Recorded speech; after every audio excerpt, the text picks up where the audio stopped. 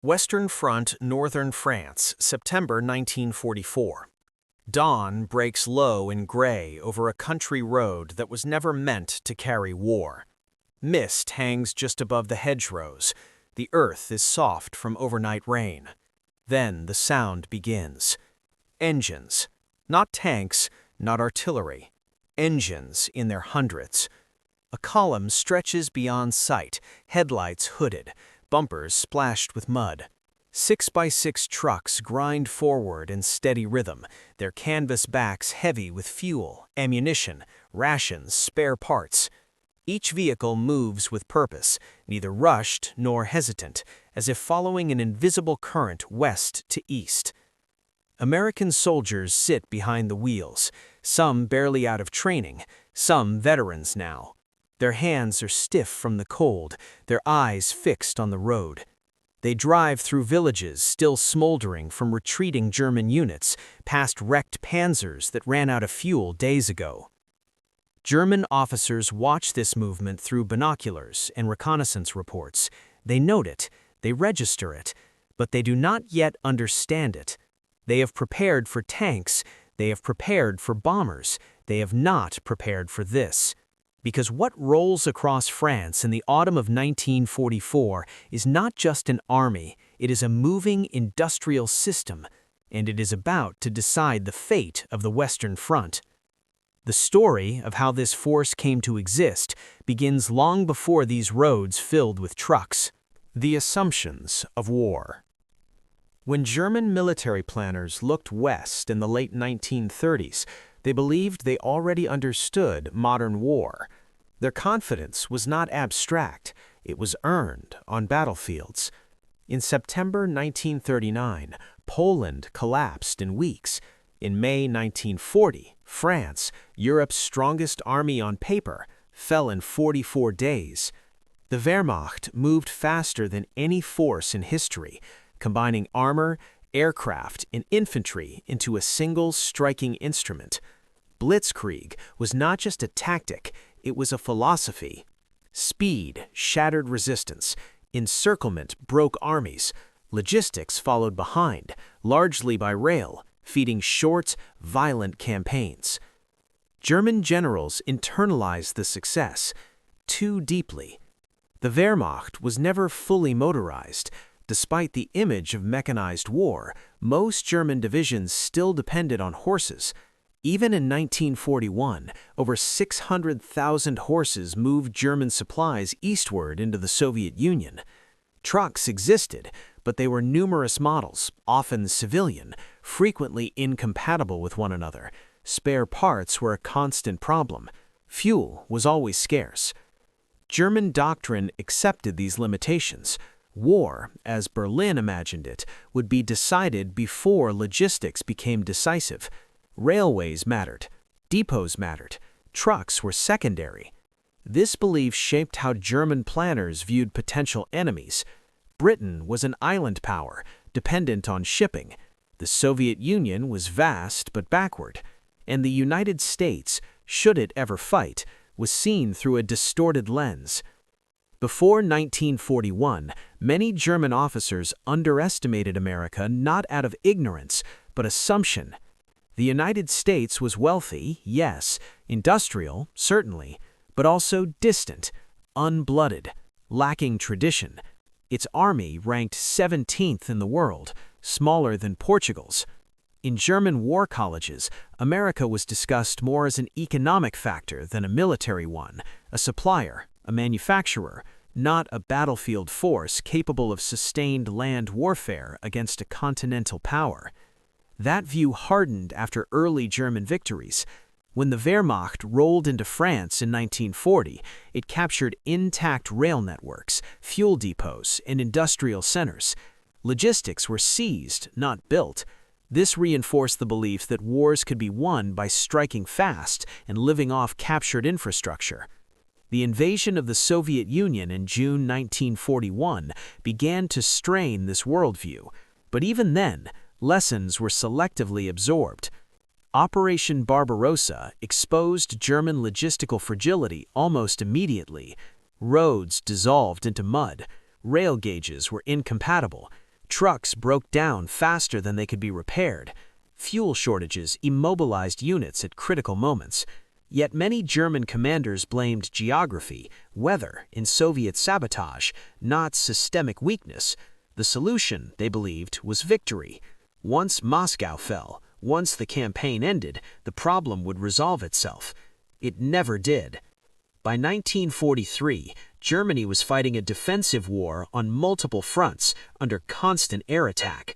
Oil fields were distant or lost, synthetic fuel plants were bombed, railways were repeatedly disrupted. The Wehrmacht's ability to move, supply, and reinforce its forces steadily eroded. Still, doctrine lagged reality. German planning remained focused on decisive battles, not sustained movement.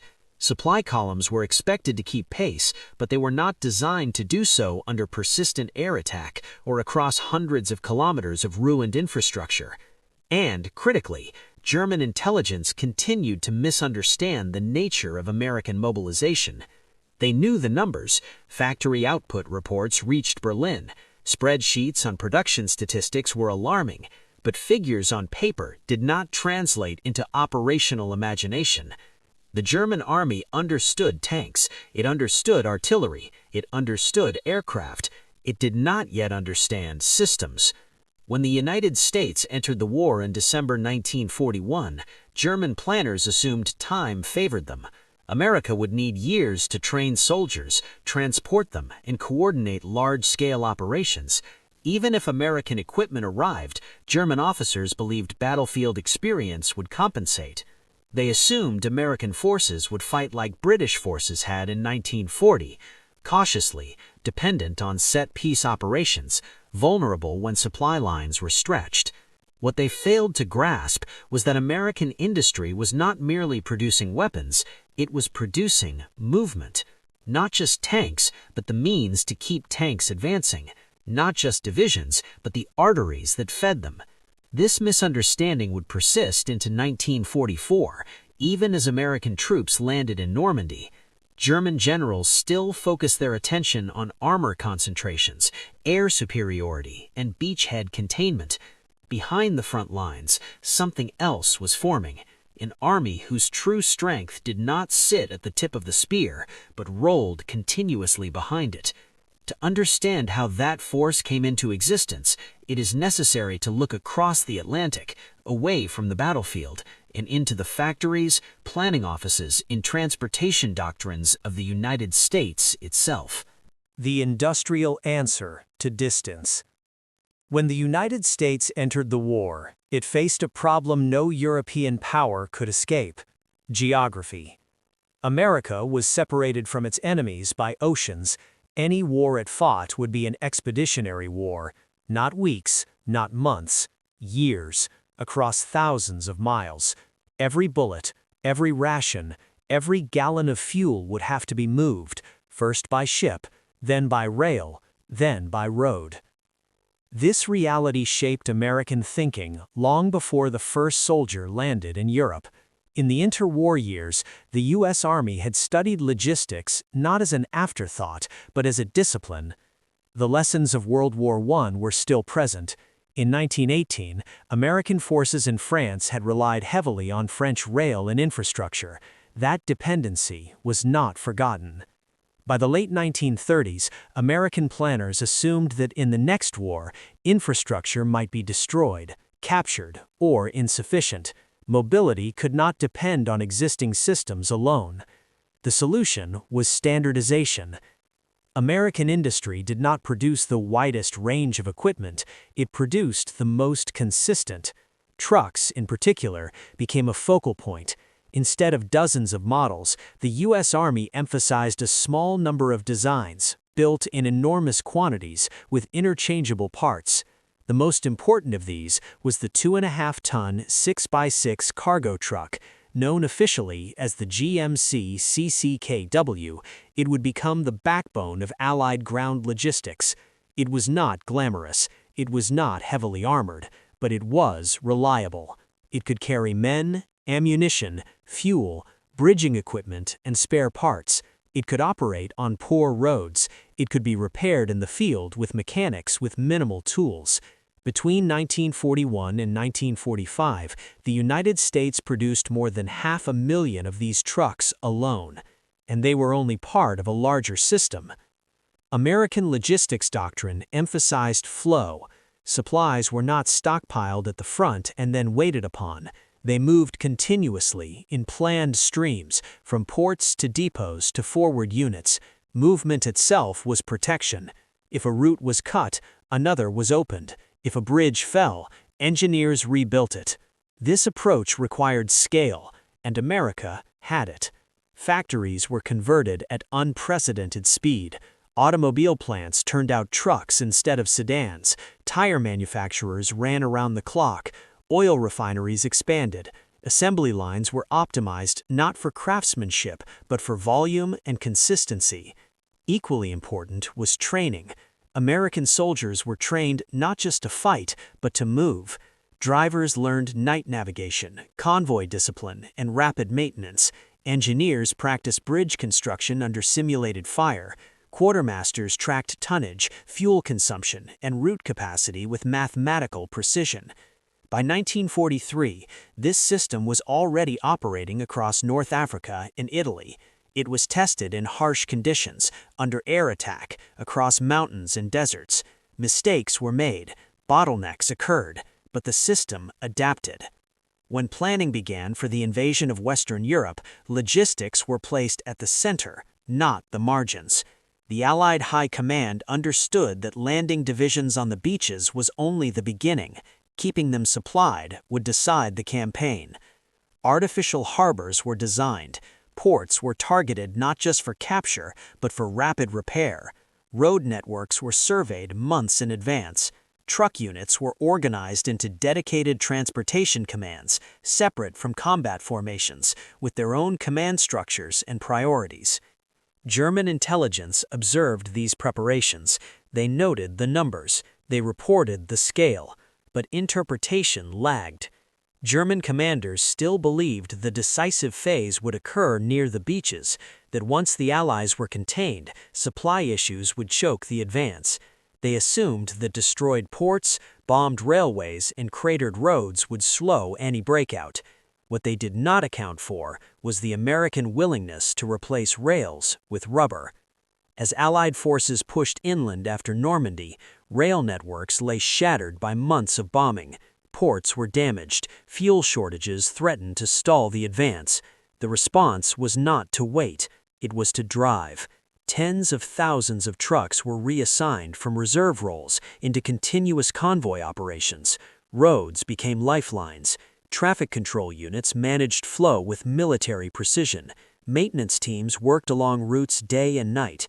This was not improvisation. It was doctrine finally unleashed at scale. German generals saw the results before they understood the cause. American units advanced farther, faster, and with greater endurance than expected. When German counterattacks failed to cut supply, confusion followed. When destroyed bridges did not stop movement, disbelief grew. The Western Front was becoming something unfamiliar to German command, a battlefield where movement itself was the weapon.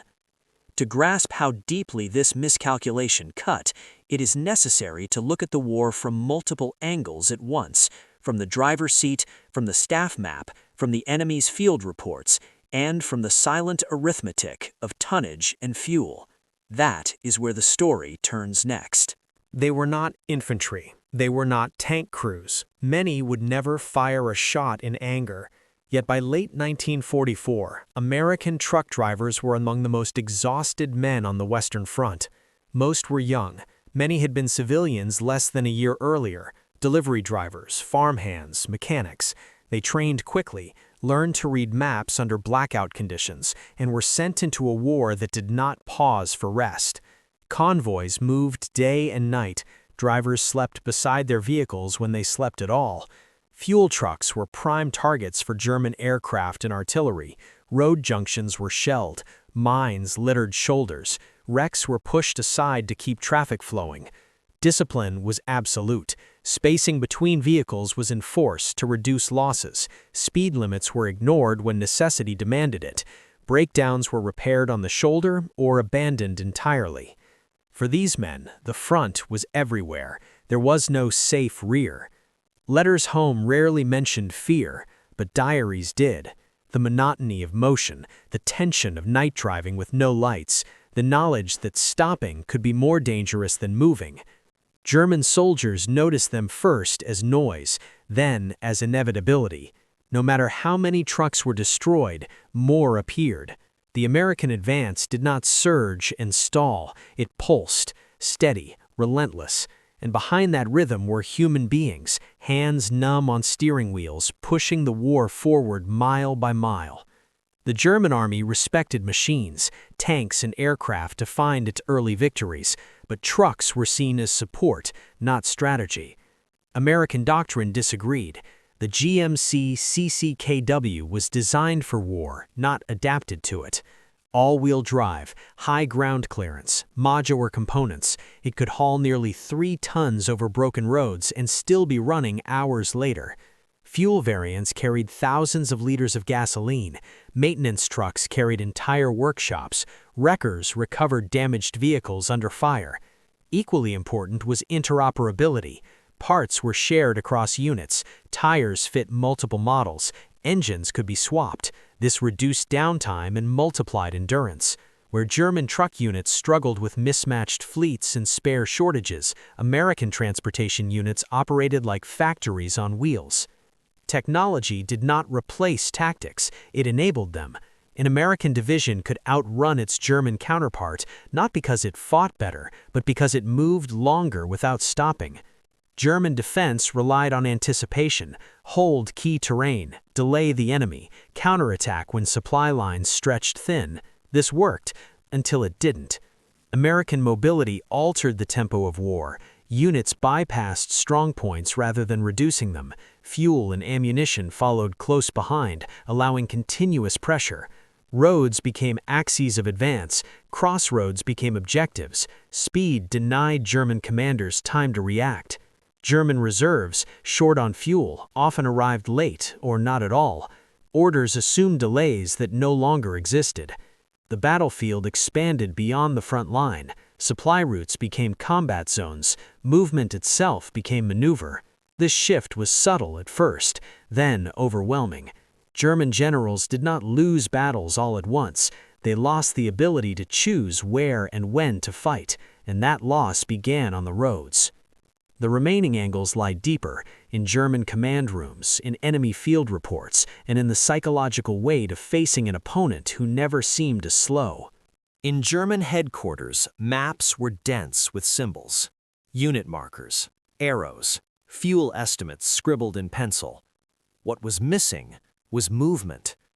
German operational planning assumed friction would slow the enemy. Roads would clog, bridges would fall, supply would lag behind the advance. These assumptions were reasonable, based on every previous European war.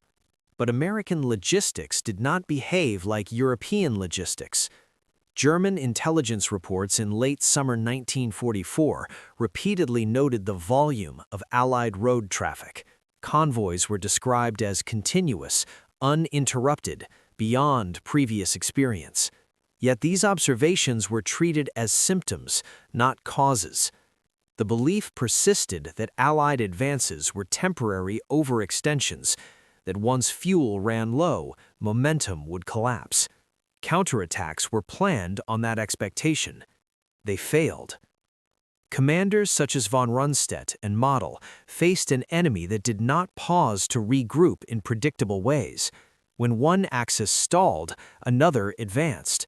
When rail sabotage was effective, trucks replaced trains. German planning cycles were too slow. Orders moved faster than supplies. American supplies moved faster than German orders. This was not merely a material disadvantage, it was conceptual. The German command structure was fighting an industrial system with a battlefield mindset. For German soldiers on the ground, the realization came gradually. At first, trucks were targets, Then they became background. Then they became demoralizing. Prisoner interrogations reveal a common theme: astonishment. Endless vehicles, roads choked with movement, columns that resumed minutes after being bombed or shelled. Some German units attempted ambushes, others mined routes. Successes were local and temporary. The destruction of a convoy did not starve the front, it merely rerouted it. Soldiers spoke of fighting an enemy who seemed to generate strength simply by moving. The sound of engines became associated not with opportunity, but futility. The American advance was not a spear, it was a tide. War is fought in the mind as much as on the ground. For Allied troops, the presence of supplies close behind created confidence. Units fought, knowing ammunition would arrive, fuel would follow. Reinforcements were not hypothetical. For German troops, the opposite was true. Orders came without fuel, plans without ammunition. Counterattacks stalled before they began. The imbalance created a sense of inevitability, not defeat in a single battle, but exhaustion across many. Morale eroded not because of one loss, but because recovery seemed impossible. This psychological shift mattered. It prepared the ground for the moment when American logistical power ceased to be a background force and became the decisive one. That moment arrived not with a single battle, but with a system pushed to its limits and beyond. When movement became decisive. By late August 1944, the Western Front no longer resembled the battlefield German planners had anticipated. Paris was liberated on August 25th. The Seine had been crossed faster than expected. German forces were retreating toward the German border in fragmented formations, attempting to re-establish defensive lines along rivers that no longer guaranteed delay. For the Allies, success created a new danger. The advance was outrunning its supply base. The ports of northern France were still in German hands or heavily damaged. Railways lay twisted from months of Allied bombing. Fuel consumption skyrocketed as armored divisions pushed eastward. Ammunition expenditure rose with every skirmish. By early September, Allied commanders faced a paradox. They were winning too quickly. The response was not to slow down. It was to gamble everything on trucks. On August 25, 1944, the Red Ball Express began operations. It was not a single unit, but a vast, improvised transportation network stretching from the Normandy beaches to the front lines, over 300 miles inland. Routes were designated one way to maximize flow. Military police controlled intersections. Maintenance units were positioned along the roads. Convoys moved 24 hours a day. At its peak, over 6,000 trucks were on the road daily. They carried fuel first, always fuel. Without it, tanks were bunkers, artillery was immobile. Victory paused. German intelligence noticed the change immediately. Reconnaissance reports described unceasing road traffic, especially at night. Air attacks targeted convoys wherever possible. Fighter bombers and artillery inflicted losses. But the system absorbed them. If a truck broke down, it was pushed aside. If a bridge fell, engineers built another. If a route was shelled, traffic diverted within hours. By September, the Red Ball Express was delivering over 12,000 tons of supplies per day. German planning could not keep pace. Counterattacks assumed Allied fuel shortages that never fully materialized. German reserves waited for opportunities that passed before orders arrived. German units retreating toward the West Wall found American forces already probing ahead. The traditional pause between battles, where defenders regrouped and attackers stalled, was disappearing. The front was becoming elastic, shaped by roads rather than rivers. German commanders attempted to regain control by focusing on rail interdiction and port denial, but trucks made railways optional. Damaged ports slowed supply, but did not stop it. The American advance bent, but it did not break. This was not yet the final blow. There were still shortages, there were moments of hesitation. Market Garden would soon test the limits of the system. But something irreversible had occurred. The Western Front was now governed by movement, and German generals, trained to calculate firepower and terrain, were confronting a new variable they had never fully measured. An enemy who could keep moving long after logic said he should stop. The consequences of that miscalculation would soon be felt, not just on roads, but in the outcomes of entire campaigns. The limits of resistance. As autumn settled over Western Europe, the war entered a phase defined not by grand breakthroughs, but by sustained pressure. Operation Market Garden, launched in September 1944, exposed both the strength and vulnerability of Allied logistics. Airborne forces seized bridges deep behind enemy lines, while ground units raced north to link up with them. The operation ultimately failed to achieve its final objective. Supply routes were narrow, traffic congestion was severe, German resistance stiffened. But even in failure, the underlying imbalance remained. The Allies recovered quickly. Trucks rerouted, fuel flowed where it could. Within weeks, operations resumed along a broad front. German forces did not enjoy that luxury. Every retreat cost fuel they could not replace. Every counterattack consumed resources already rationed. By October, many German units on the Western Front were operating at a fraction of their authorized mobility. The Battle of Aachen illustrated the shift clearly.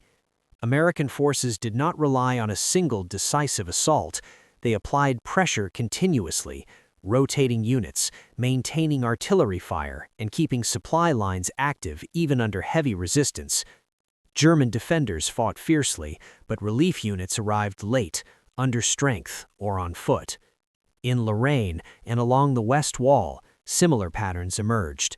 German units planned defensive stands assuming time to dig in. American logistics denied them that time. Fuel shortages immobilized German armor. Ammunition shortages limited counter-battery fire. Trucks, few and often in disrepair, could not compensate. By November, the Western Front had become a contest of endurance.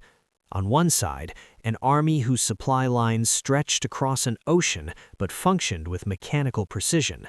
On the other, an army defending its homeland yet unable to move freely within it. German generals increasingly recognized the problem. Post-war accounts reveal a shift in tone, less confidence, more resignation. They had not been defeated solely by superior weapons or manpower. They had been outpaced. The roads of France, Belgium, and Western Germany had become instruments of war. Whoever controlled movement controlled time. Whoever controlled time dictated outcomes. By the winter of 1944, the German High Command would attempt one final gamble to reverse this momentum, a counteroffensive designed to disrupt Allied supply lines and regain initiative. It would fail, and when it did, the reasons would be the same. The imbalance created by American truck power was no longer a factor. It was the foundation of victory. What followed was not sudden collapse, but an unraveling, measured in empty fuel tanks, abandoned equipment, and the steady advance of an army that could always bring itself forward. The aftermath would reveal just how decisive that unseen weapon had been. The collapse of mobility. By the time winter tightened its grip on the Western Front, the consequences of logistical imbalance were no longer abstract. They were visible in the fields, on the roads, and in the wreckage left behind.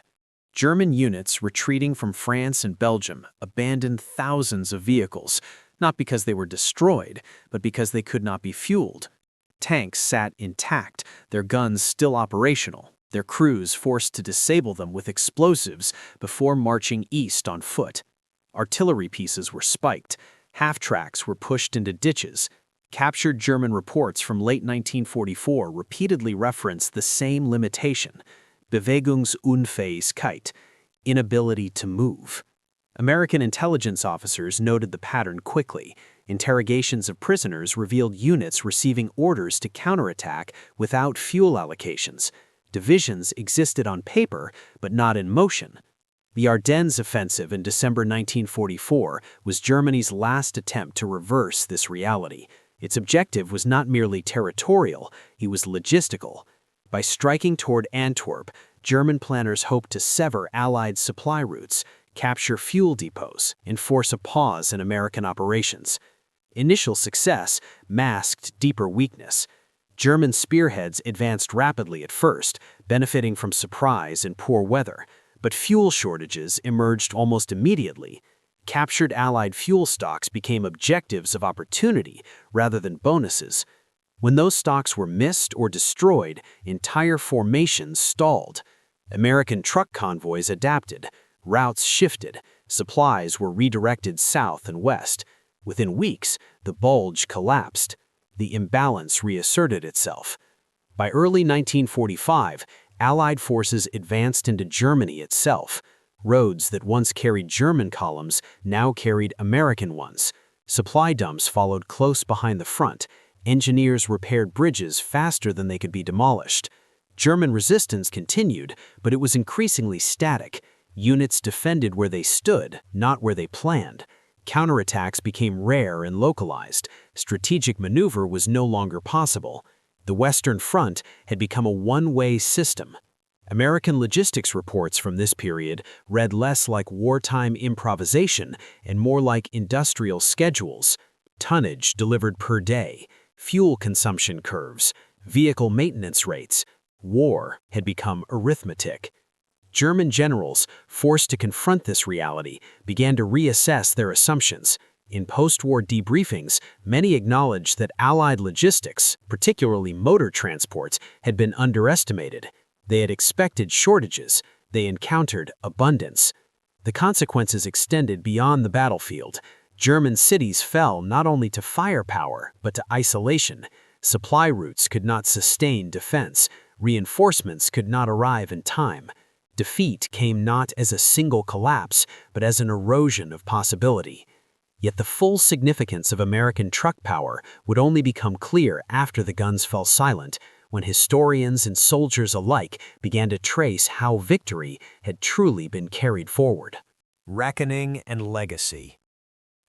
When the war in Europe ended in May 1945, the physical evidence of defeat lay scattered across the continent. Wrecked armor, burned cities, mass graves.